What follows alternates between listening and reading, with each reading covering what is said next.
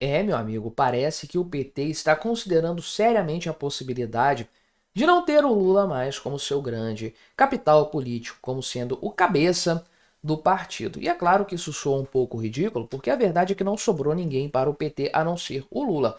O Lula carrega o partido nas costas neste momento. Você tem ali uma ou outra liderança regional, tem um pessoal forte lá no Nordeste ainda do PT, mas projeção nacional não tem ninguém com 1% da capacidade do Lula. Qualquer outro nome, da esquerda como um todo, tá? Não é só do PT não. Que não seja o Lula e que dispute as eleições no ano que vem para a presidência da República, vai tomar um couro de quem quer que seja por parte da direita. Direita essa que tem muitos mais nomes interessantes. Tem vários nomes testados em pesquisas eleitorais e que ganham do Lula, por exemplo, no segundo turno, até no primeiro turno, inclusive, ficam em primeiro lugar. Mas já há essa conversa sim no PT. Quem que vai ser o herdeiro político do Lula? Como vai ser o futuro do PT sem poder contar com Lula, alguém que já está com graves sinais de desgaste? Vamos conversar sobre esse tema, mas antes não se esqueça de se inscrever no meu canal se você ainda não for inscrito e se você quiser colaborar ainda mais com o meu trabalho, você pode se tornar membro patrocinador aqui do canal, com valores a partir de R$ 1,99 por mês. Isso me ajuda bastante, pode ter certeza disso. Então, olha só, isso é uma coluna de um editorial do Estadão. Estou lendo aqui na revista Oeste, mas repercutindo esse editorial que foi publicado hoje, dia 26 de maio, dia que eu estou gravando este vídeo. Então, o que que acontece? A cúpula petista já está reconhecendo, ainda que de uma forma tímida, aquelas conversas de canto ali e tudo mais, que o tempo do Lula está chegando ao fim. O tempo político dele, é claro. Então, o cara já estaria muito fraco para conseguir ser aquela força política que ele já foi no passado. E convenhamos, né? O cara ainda está bastante relevante. O cara já foi preso, foi condenado por um monte de coisas aí. Teve que contar com o tapetão do STF para voltar a competir, a concorrer. E para infelicidade do PT, só sobrou o Lula no partido, porque ele próprio trabalhou durante muito tempo nesse sentido. O Lula é o grande responsável pelo PT não ter ninguém além dele. O cara sempre muito temeroso de perder o poder, de ser eclipsado no próprio partido, virou o dono do partido, o rei, o manda-chuva ali, expurgou um monte de gente que ia contra o pensamento dele, e vários nomes relevantes que poderiam ter uma projeção nacional, de fato que poderiam ter renovado o PT, que é outro problema também dentro dessa história aí.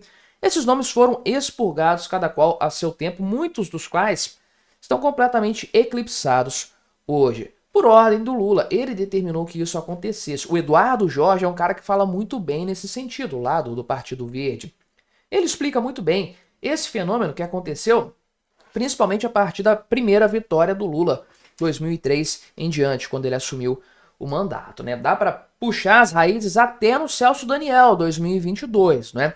Mas enfim, a situação atual do PT de não ter uma sucessão natural, não ter ninguém para ocupar o lugar que o Lula ocupa hoje, é culpa do Lula e nada mais. Ah, mas a direita também está numa situação dessa. Então tem vários nomes aí sendo pontuados com capacidade para substituir o Bolsonaro, se for o caso, Tarcísio de Freitas, Michele Bolsonaro, Romeu Zema, tem vários nomes fortes de fato aí, e a direita vai se aglomerar ao redor de algum deles até lá.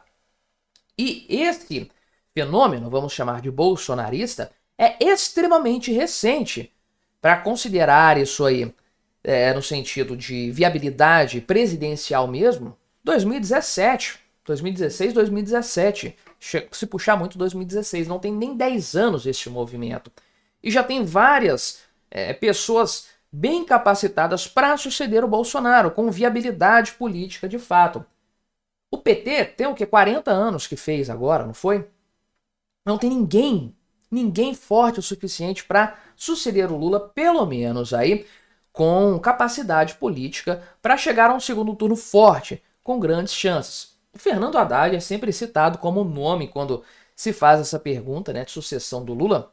Ele não ganha e todo mundo sabe disso, é um grande problema para o partido, então. Quais são os problemas principais apontados aqui? O Lula tá velho pra caramba, a idade dele tá muito avançada, ele já não vai em tantos compromissos assim, não vai ser um grande cabo eleitoral no ano que vem, vai se focar na campanha dele apenas, mas vai deixar a desejar o apoio a vários outros entes, outros artistas políticos nessa história aí.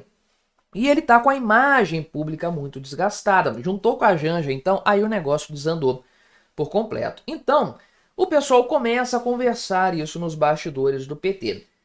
Conversam, inclusive, com cada vez menos reservas, ou seja, já está se tornando uma conversa aberta, uma conversa franca. Quem que vai suceder o Lula? Para 2026, não, isso aí é inquestionável. O Lula vai ser o candidato porque só tem ele de fato. O pessoal está mirando 2030. Tá mirando quem que vai ser o sucessor do Lula lá na eleição seguinte, na eleição subsequente.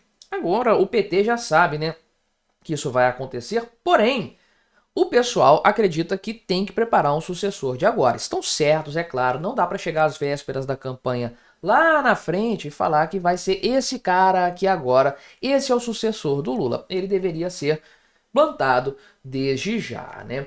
Então, tá rolando aí tensões internas do PT para variar nesse sentido aqui. Porque o desafio seria encontrar alguém lulista de fato aqui, mas que tem uma visão diferente da visão do Lula de 20, 25 anos atrás, quando ele chegou a primeira vez na presidência da República. Então, os nomes que estão circulando são aqui, né? Fernando Haddad, Camilo Santana e Rui Costa. Cada um com muita chance de ganhar uma eleição presidencial, né? Só que não. Isso aí. Também o Guilherme Boulos é apontado como uma possibilidade aqui de ser um sucessor natural do Lula. Esse aqui eu acho até mais interessante para o PT, para a esquerda, do que os outros nomes. Mas ele tem um grau de rejeição altíssimo e nem se candidatou, nem começou a campanha contra o cara ainda, de fato, né?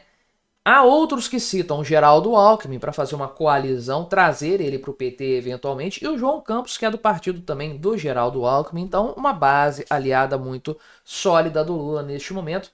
João Campos, prefeito do Recife. Só que o que acontece no caso do PT? Eles não vão abrir mão do protagonismo. O pessoal que está ali há muitos anos, ou desde o começo, eles querem brilhar, eles querem aparecer mais do que os outros, é aquele negócio. Todo mundo já está disputando em vida os espólios do Lula, os espólios políticos dele de maneira geral, né? Então, não se trata apenas de uma questão de eleição. É para saber quem vai ser o dono do PT a partir da saída de cena do Lula, de fato, né? Enfim, e aí o pessoal não quer aparecer ali como rebelde, fala, não, estamos aí tramando para puxar o tapete do Lula, nem nada do tipo.